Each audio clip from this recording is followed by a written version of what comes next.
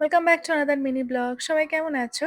এই ভিডিওটা কিন্তু দেওয়ালি প্রিপারেশন ব্লগ। সো এটা কালীপুজোর আগের ভিডিও। কিন্তু তোমরা যখন ভিডিওটা দেখবে তখন অলরেডি কালীপুজো হয়ে গেছে। কালীপুজোর জন্য কি সুন্দর লাইট দিয়ে সাজিয়েছে।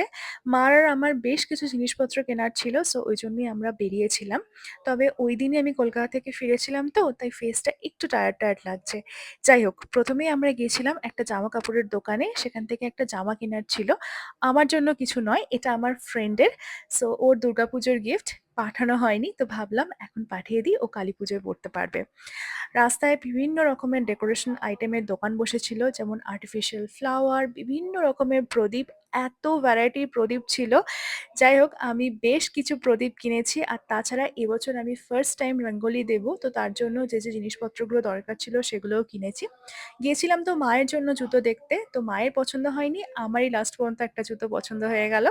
আমাদের বেশ কিছু লাইটসও নেওয়ার ছিল, সেজন্য লাইটের দোকানেও গিয়েছিলাম। আর ফেরার পথে খিদে পেয়েছিল, তাই একটু মিষ্টি খেয়ে বাড়ি চলে এলাম।